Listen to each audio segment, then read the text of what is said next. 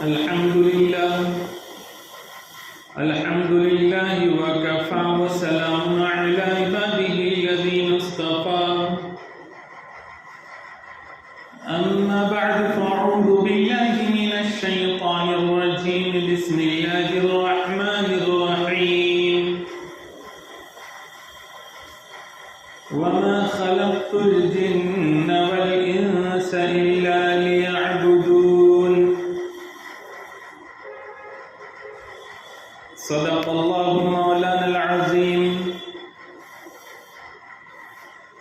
وقال النبي صلى الله عليه وسلم لا يؤمن أحدكم حتى يكون هواه تبعا لما جئت به أو كما قال عليه الصلاة والسلام وصدق رسوله النبي الأمي الكريم نحن على ذلك لمن الشاهدين والشاكرين والحمد لله رب العالمين. محترم بزرگوں اور دوستوں، موجودہ حالات چاہے وہ عالم بھر کے ہو، پوری دنیا کے ہو، یا پھر ہمارے اپنے ملک کے ہو، وہ ہم سب کے سامنے ہیں. مسلمان اس دنیا میں بڑی تعداد میں ہونے کے باوجود بھی مغلوب ہے، مقہور ہے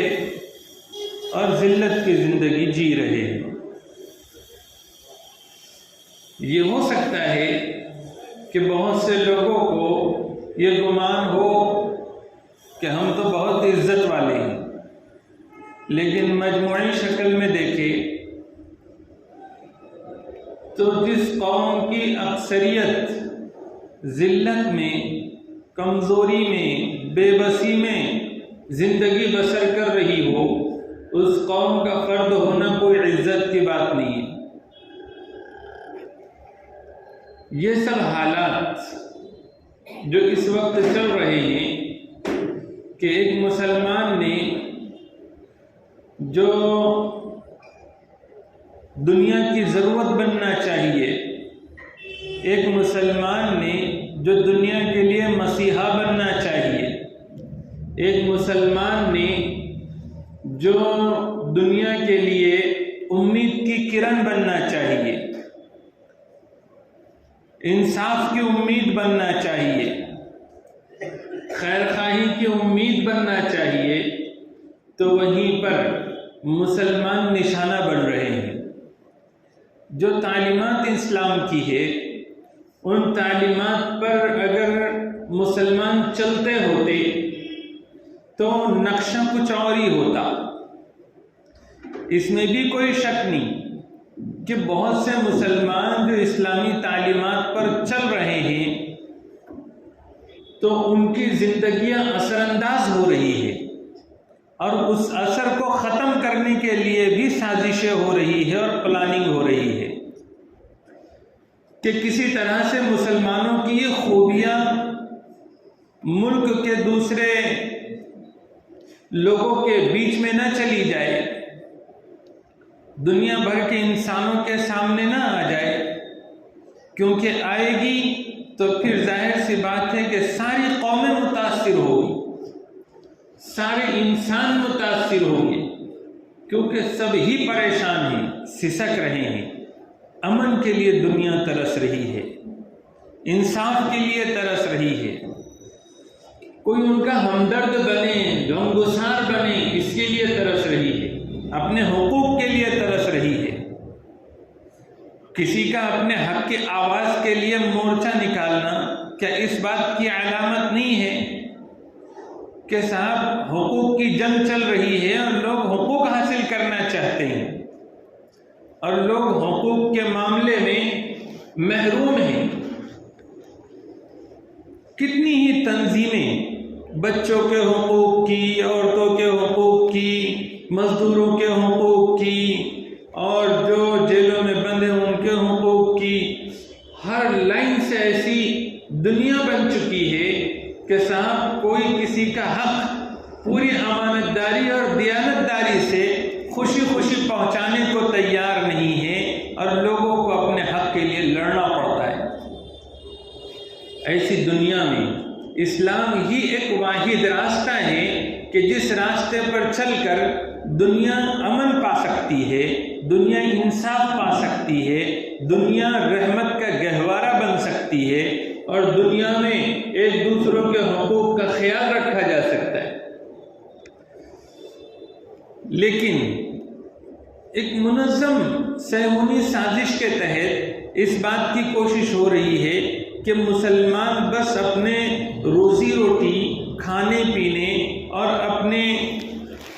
بقا کی جدوجہد میں ہی لگا رہے اور بس کچھ ایشوز ہو جن ایشوز میں وہ الجھ کر رہ جائے،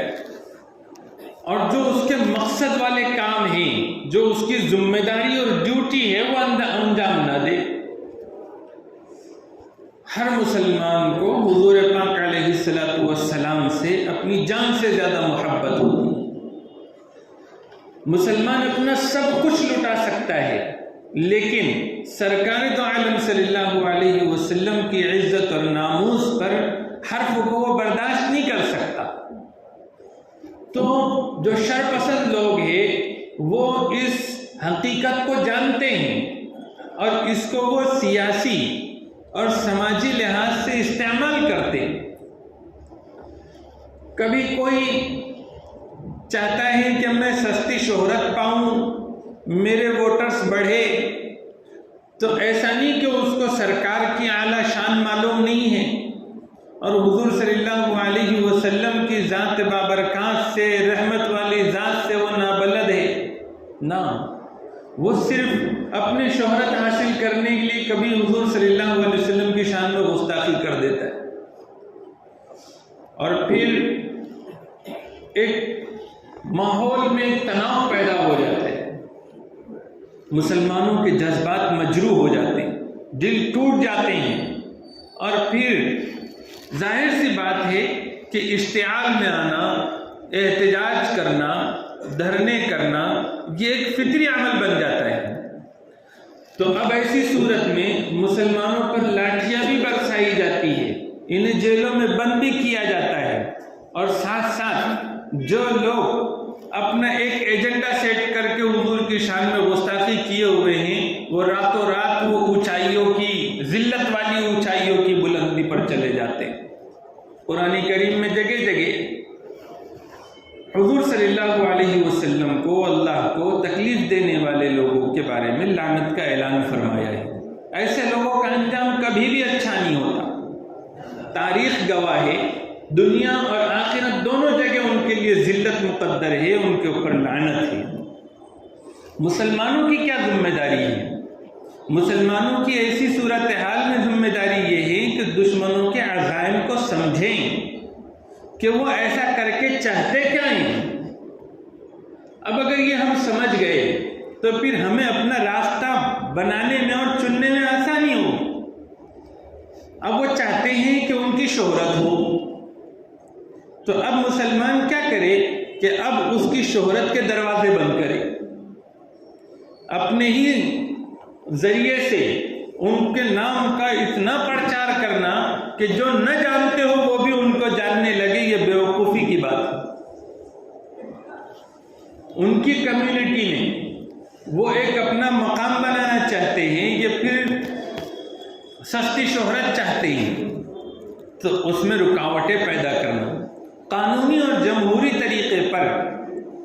ان کو قرار واقعی سزا جو بھی قانون میں بنی ہوئی وہ دلانے کی کوشش کرنا، اور سخت سے سخت قوانین کی مانگ کرنا، یہ سب ہماری اپنی ذمہ داری ہے۔ لیکن ایسے قدم اٹھانا کہ جس قدم کے اٹھانے کے بعد فائدہ تو کچھ نہ ہو اور وہ اپنے عزائم میں اور اپنے منصوبے میں کامیاب ہو جائے، یہ تو اعلی کار بننا ہے۔ اس سے فائدہ کچھ نہیں، الٹا نقصان ہے۔ تو یہ سارے پہلوؤں پر سامنے رکھ کر قدم اٹھانے کی ضرورت ہوتی ہے ایسے حالات میں۔ بات کچھ اور سمجھانا چاہتا تھا، میں یہ سمجھانے کی کوشش کر رہا تھا کہ پوری دنیا میں اور ہمارے اپنے ملک میں مسلمانوں کی تعداد کچھ کم نہیں ہے، لیکن اتنی بے اثر، اتنی بے سود اور اتنی ذلت اور پستی میں اور اتنی پریشانیوں میں اور اتنی کوفت میں پہلے کبھی نہیں تھی جتنی آج ہے۔ اور اس کی واحد وجہ یہ معلوم ہوتی ہے کہ ہم لوگ اپنی زندگی کا مقصد بھول گئے ہیں۔ ہم مسلمان ہیں، کلمہ پڑھتے ہیں اور پھر کچھ جو سمجھ میں آیا وہ دین کے کام بھی کر لیتے ہیں، عبادتیں بھی کر لیتے ہیں، لیکن جینے کا کیا مقصد ہے وہ مقصد ہمارے سامنے نظر نہیں ہے۔ کسی کی بھی زندگی کو اٹھا کر دیکھو تو عمومی طور پر یہ نظر آئے گا، الا ماشاءاللہ کوئی اس سے مستثنا ہو، انہوں نے عبادت کا ایک محدود تصور بنا لیا ہے، کیونکہ زندگی کا جو مقصد قرآن کریم میں بتایا گیا ہے انسانوں کو اور جنات کو پیدا کرنے کا، وَمَا خَلَقْتُ الْجِنَّ وَالْإِنسَ إِلَّا لِيَعْبُدُونَ، کہ میں نے انسانوں کو اور جناتوں کو صرف اپنی عبادت کے لیے پیدا کیا ہے۔ تو عبادت کیا ہے؟ تو کچھ لوگ وہ ہیں جنہوں نے اصطلاحی عبادتوں کو، شعائر اسلام کو انہوں نے عبادت سمجھا، اور باقی پوری زندگی کے معاملے میں انہوں نے ویسا ہی رویہ اپنایا جو رویہ یہودی اپناتے ہیں، عیسائی اپناتے ہیں، ہنود اپناتے ہیں اور دوسری قومیں اپناتی ہیں، کہ چند رسمی کام کر لیے، ان رسمی کاموں کو ہی وہ عبادت سمجھتے ہیں، اس کے بعد پھر آزاد ہے، جس طرح سے جو ٹھیک لگے جس وقت میں وہ کام کیا جائے۔ جیسے دوسری قوموں نے اپنا مقصد صرف دنیا میں عہدے حاصل کرنا، نوکریاں کرنا، یا پھر کاروبار اپنے چمکانا، بنگلے بنانا، راحت اور آرام کی زندگی جینا، بچوں کی اچھی تعلیم اور تربیت کرنا، اور اس کے بعد میں پھر دنیا میں حکومت کی بات آئی تو صرف دنیاوی حکومت کے حد تک، جب نوکری کی بات آئی تو موت تک کے کھانے پینے کا انتظام، بچوں کے بھی کھانے پینے کا انتظام، صرف دنیا مقصد بنی ہوئی، جیسے یہودی کے سامنے ہے، جیسے عیسائی کے سامنے ہے، جیسے ہنود کے سامنے ہے، ایسے ہی ایک ایسا لگتا ہے کہ مسلمان کے بھی سامنے بس وہی ہے۔ مرنے کے بعد کی ایک زندگی ہے جو ہمیشہ والی زندگی ہے، اور اس کی تیاری کے لیے اللہ تعالیٰ نے دنیا میں بھیجا ہے۔ یہ دنیا امتحان کی جگہ ہے۔ الذی خلق الموت والحیات لیبلوکم ایکم احسن عملا، کہ اس ذات نے جو موت کو اور زندگی کو بنایا ہے وہ اس لیے بنایا ہے تاکہ وہ دیکھے کہ تم میں کون اچھے اعمال کر کے آتا ہے۔ ایک مسلمان کی زندگی کا جو مقصد ہونا چاہیے، ایک مسلمان کی زندگی کے سامنے وہ نظر نہیں آتا۔ ایسا لگتا ہے کہ دوسری قوموں میں اور مسلمانوں میں کوئی زیادہ فرق آج نظر نہیں آتا۔ جیسے عیسائی ایک قوم ہے، ان کے چند مذہبی رسومات ہیں، اور اس کے بعد پھر وہ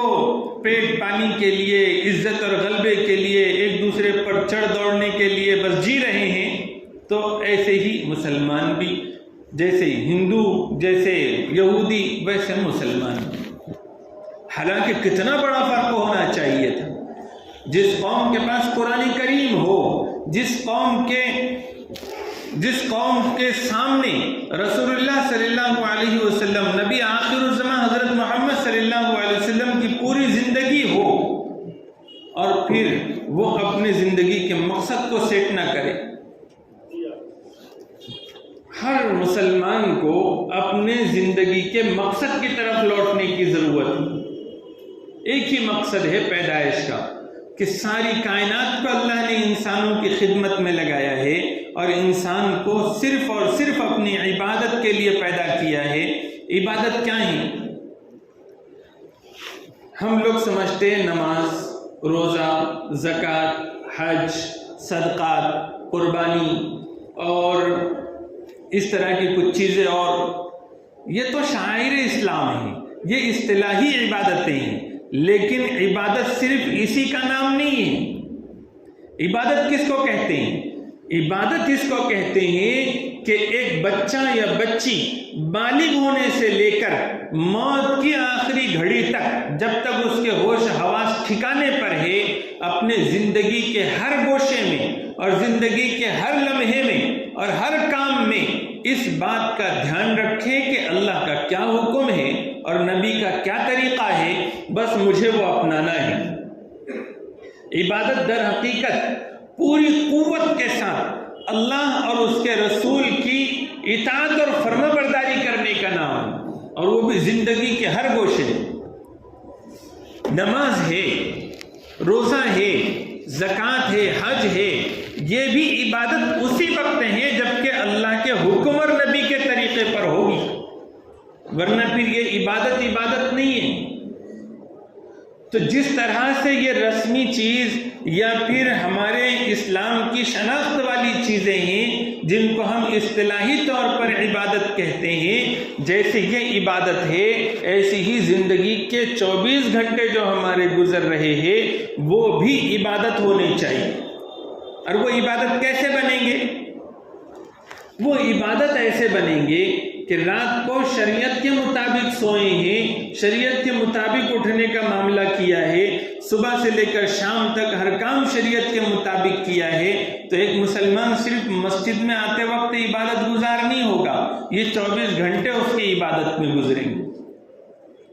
بلکہ اگر وہ بیت الخلا جاتا ہے اور یہ سوچتا ہے کہ حضور صلی اللہ علیہ وسلم نے دعا پڑھی تھی، بسم اللہ اللہم انی اعوذ بک من الخبث والخبائث، اور یہ دعا پڑھی، اس کے بعد اس نے سوچا کہ حضور کی دوسری سنت یہ تھی کہ بیت الخلا میں طہارت خانے میں پہلے الٹا پیر اندر داخل کرنا ہے، اب اس نے الٹا پیر داخل کیا اور اس کے بعد قدمچے پر اس نے سیدھا پیر رکھا اور پھر سطر جتنا نیچے ہو سکتا تھا نیچے ہو کر کھولا اور استنجا سے ضرورت سے فارغ ہوا، اس کے بعد پھر استنجا لیا، پانی سے اس نے اپنے عضو خاص کو دھویا اور یہاں سے جب اٹھا اور باہر نکلا تو سیدھا پیر باہر رکھا اور باہر نکل کر غفرانک کا کہا اور دعا پڑھی۔ تو جس طرح سے نماز پڑھتے وقت وہ عبادت میں تھا، یہ بیت الخلا کا جتنا وقت گزرا یہ سب بھی عبادت بن گیا۔ ایک آدمی گھر میں داخل ہوا، بیوی کو اس نے سلام کیا، بیوی کے ساتھ وہ سلوک کیا جو اللہ کے رسول اپنی بیویوں کے ساتھ کرتے تھے، اور بیویوں نے شوہروں کے ساتھ وہ سلوک کیا جو ازواج مطہرات حضور کے ساتھ کیا کرتی تھی، جو اسلام کی تعلیم ہے۔ اولاد پر ویسے دھیان دیا، ویسے ان سے محبت کی، ویسے ان کی تربیت کر رہا ہے گھر میں ہوتے ہوئے جیسے دین اسلام نے بتلایا ہے۔ اب پھر بچے بھی بڑے بڑے ہیں تو وہ بھی اپنے ماں باپ کے ساتھ ویسا معاملہ کر رہے ہیں جیسے کہ اللہ اور اس کے رسول نے بتلایا ہے، بھائی بھائی کے ساتھ ویسا معاملہ کر رہے ہیں جیسے اللہ اور اس کے رسول نے بتلایا ہے، بہنیں بھائیوں کے ساتھ ویسا معاملہ کر رہی ہے جیسے اللہ کے رسول نے اور قرآن نے بتایا ہے، اپنے دامادوں کے ساتھ اور اپنے جیجاؤں کے ساتھ، اپنے سالوں اور سالیوں کے ساتھ اس طرح سے معاملہ گھر میں چل رہا ہے جیسے اللہ اور اس کے رسول نے بتایا ہے اسلامی تعلیمات کے مطابق، تو آپ ہر وقت عبادت میں ہیں اور ایسا سمجھو سجدے میں پڑے ہوئے ہیں۔ یہ پوری کی پوری زندگی عبادت والی زندگی بننا یہ ایک مسلمان کا مقصد ہے۔ وہ کبھی یہ نہیں سوچے گا کہ میں اپنی دنیا بنانے کے لیے نوکری کر رہا ہوں، میں صرف کھانے پینے کے لیے نوکری کر رہا ہوں۔ وہ جب نوکری پر جائے گا تو وہ ایک اچھی نیت کے ساتھ جائے گا کہ حلال روزی کا طلب کرنا یہ بھی ایک فرض ہے اور ذمہ داری ہے، اللہ میرا خوش ہوگا اس لیے میں نوکری کر رہا ہوں، اللہ کو خوش کرنے کے لیے میں تجارت کر رہا ہوں، اللہ کو خوش کرنے کے لیے میں حکومت کے کسی عہدے پر کوشش کر رہا ہوں، میں الیکشن لڑ رہا ہوں، میں کوئی پارٹی میں گیا تو صرف اللہ کو خوش کرنے کے لیے گیا ہوں، اور پھر اللہ اور اس کے رسول کی تعلیمات کے مطابق معاملہ کرے، تو اس کا کوئی حصہ زندگی کا ایسا نہیں جو عبادت کے بغیر گزر رہا ہو۔ اور مسلمان کے جینے کا مقصد ہی یہی ہے۔ ایک مسلمان میں ایک کافر اور مشرک میں بنیادی فرق یہ ہے کہ ایک کافر بھی کھاتا ہے، ایک کافر بھی نوکری کرتا ہے، اور ایک کافر بھی سیاست کرتا ہے، ایک کافر بھی پڑھتا لکھتا ہے، لیکن یہی کام جب مسلمان کرتا ہے تو دونوں میں زمین آسمان کا فرق ہو جاتا ہے۔ دو چیزوں کا بنیادی فرق ہوتا ہے کہ ایک کافر اور مشرک جتنے دنیا بھر کے کام کرتا ہے وہ صرف دنیا کے لیے کرتا ہے اور دنیا ہی کی زندگی کے لیے کرتا ہے، اور ایک مسلمان یہ سارے کام جو کرتا ہے وہ اس لیے کرتا ہے کیونکہ مجھے اللہ کو حساب دینا ہے، مجھے اللہ کے سامنے اپنے کچھ اچھے اعمال پیش کرنے ہیں، اور اللہ تعالیٰ مجھے اس ذمہ داری کے بارے میں پوچھ کریں گے، تو اس احساس کے ساتھ وہ کرتا ہے۔ اور دوسری چیز یہ ہوتی ہے کہ کافر اور مشرک اپنے منمانی طریقے پر کرتا ہے، اور ایک مسلمان یہ سارے دنیا کے کام اللہ اور اس کے رسول کے بتائے ہوئے طریقے پر کرتا ہے۔ اس طرح سے ایک مسلمان میں اور دوسری قوموں میں بنیادی فرق ہوتا ہے۔ کچھ مسلمان تو وہ ہیں جو ایک دم سے ایسا لگتا ہے کہ وہ آخرت سے بالکل لا تعلق ہو گئے ہیں، ان کو یہ ذرا بھی احساس نہیں ہے کہ ایک دن مرنا ہے، مرنے کے بعد قبر کی زندگی ہے، حشر کی زندگی ہے۔ وہ جو زندگی گزار رہے ہیں نہ ان کے پاس نہ نماز ہے، نہ روزہ ہے، نہ ذکر تلاوت ہے، کوئی بھی چیز تھوڑی بہت بھی نہیں نظر آتی، بس اتنا ہے کہ نام مسلمان ہے اور کلمہ پڑھ لیتے ہیں، اور وہ ایک ایسی زندگی جی رہے ہیں کہ آخرت کا کچھ بھی ان کو تصور دماغ میں نہیں ہے، بس دنیا ہی دنیا کا تصور ہے۔ کیا ایسے لوگوں کو مسلمان سمجھا جا سکتا ہے؟ چلو اس سے آگے جو مسلمان ایسے ہیں کہ جو نماز بھی پڑھ لیتے ہیں، زکوٰۃ اور صدقات بھی دے دیتے ہیں، روزے بھی رکھ لیتے ہیں، تو ان کے عمل سے بھی ایسا لگتا ہے کہ انہوں نے صرف رسمی دین سمجھا ہے کہ اتنے کام کر لینے ہیں، اس کے بعد معاملات خراب، معاشرت خراب، معیشت خراب، اور پھر ان کے گھر کا نظام خراب، ان کی ساری زندگی کا ایک نظام ایسا کہ جو خدا اور رسول کی اطاعت کرتے ہوئے نہیں گزر رہا، بلکہ وہ پورا کی پوری زندگی ان کی اپنے نفس کی اطاعت میں اور شیطان کی اطاعت میں گزر رہی۔ کتنے ایسے لوگ ہیں، صرف ان کی انا کی وجہ سے کتنے جھمیلے اور جھگڑے ہیں۔ آپ ایسا بتائیے، ایک کاروباری آدمی، ایک تجارت کرنے والا آدمی اگر چراغ لے کے ڈھونڈے تو اللہ ماشاءاللہ کہیں ملے کہ جو سچائی اور امانت داری کے ساتھ کر رہا ہوگا۔ نوکری کرنے والا پوری امانت داری کے ساتھ نوکری کر رہا ہو۔ اسی طرح سے ایک دوسری قوموں کے ساتھ کے معاملات ہو، اپنی قوم کے ساتھ معاملات ہو، پڑوسی بتاؤ کہ کس کا کس سے خوش ہے، شوہر سے بیوی، بیوی سے شوہر، بھائی سے بھائی، یا آپس کے رشتے ناتوں میں کون کتنا کس سے خوش ہے، اور کتنے اسلام کی ہدایت کے مطابق اعمال ہو رہے ہیں اور اس کے مطابق چل رہے ہیں۔ ایک مسلمان تو اسلام کا نمائندہ ہوتا ہے، اس کی زندگی کا مقصد، ایک مسلمان کی زندگی کا مقصد اور ہدف صرف یہی ہوتا ہے کہ وہ دنیا کے سارے کام بھی کرتا ہے تو وہ صرف اللہ کے لیے کرتا ہے اور اللہ کے منشے کے مطابق کرتا ہے، تو وہ مسلمان کہلاتا ہے، اور پھر اس کی زندگی نمونہ بنتی ہے۔ اور جب ایسی قوم تیار ہوگی جو مسلمان صرف نام کے ہی نہ ہو بلکہ اپنا مقصد وہ سمجھے ہوئے ہو اور مقصد کے مطابق زندگی گزار رہے ہو، نماز، عبادات وغیرہ کے ساتھ ساتھ دوسرے ساری چیزوں میں وہ اللہ اور اس کے رسول کے حکم کی تابعداری میں وقت گزار رہے ہو، تو پھر اب یہ وہ مسلمان ہیں جن کی زندگی دوسروں پر اثر انداز ہوگی، یہ مغلوبیت بھی ختم ہوگی اور غلبہ آئے گا۔ حضور صلی اللہ علیہ وسلم کو دنیا میں بھیج کر ایسا دین، ایسا پاکیزہ دین اور شریعت دی گئی جو پوری زندگی پر محیط ہے اور پوری زندگی کو گھیرے ہوئے ہے۔ یہ زندگی اپنا کر کیا نتیجہ نکلے گا؟ هو الذی ارسل رسولہ بالہدی ودین الحق لیظہرہ علی الدین کلہ ولو کرہ المشرکون، کہ اللہ تعالیٰ نے رسول اللہ صلی اللہ علیہ وسلم کو جو بھیجا ہے دین حق دے کر، ہدایت دے کر بھیجا ہے۔ کیوں بھیجا ہے؟ اس لیے بھیجا ہے کہ یہ جس دین پر چلیں گے لوگ تو یہ دین پھر سارے دینوں پر غالب آئے گا، ہر شعبے میں غالب آئے گا، اور جب غالب آئے گا تو بھلے ہی دوسرے لوگوں کو کتنی ہی تکلیف ہو رہی ہو لیکن وہ کچھ بگاڑ نہیں سکیں گے۔ آج بھلے ہی ہماری آبادی نہ بڑھ رہی ہو، بھلے ہی ہمارے اندر وہ دین اسلام کی رمق نہ ہو، لیکن پھر بھی لوگوں کو تکلیف ہے اور وہ مزید تکلیفوں میں ہمیں ڈالنا چاہتے ہیں، اور وہ اپنے عزائم میں کامیاب اس وجہ سے ہیں کیونکہ ہم نے یہ طے ہی نہیں کیا، ہم نے یہ طے ہی نہیں کیا کہ ہم جو اللہ اور اس کے رسول نے ہمیں جینے کا مقصد دیا ہے اس مقصد پر ہم کو چلنا ہے۔ یہ جس دن طے کر لیں گے مسلمان، اس دن سارے حالات سدھر جائیں گے اور ساری سازشیں مکڑے کے جالوں کی جیسے نظر آئیں گی، اور جیسے ایک جھاڑو چلتی ہے اور جالے صاف ہو جاتے ہیں، اللہ تعالیٰ ایسے ہی مسلمانوں کے خلاف ہونے والی سازشوں کو ایسا جھاڑ دیں گے۔ بس مسلمان کو طے کرنے کی ضرورت ہے کہ جینا کس لیے، جینا کس لیے، کھانا کس لیے، پینا کس لیے، سونا کس لیے، بچے کس لیے، بیویاں کس لیے ہیں، اور شوہر کس لیے ہیں، بھائی کس لیے ہیں، باپ کس لیے؟ اللہ کو خوش کرنے کے لیے۔ ووٹ ڈالنا کس لیے، حکومت کرنا کس لیے؟ صرف بولو اللہ کو خوش کرنے کے لیے۔ یہ مقصد اگر سیٹ کر کے چلے گا ایک مسلمان تو پھر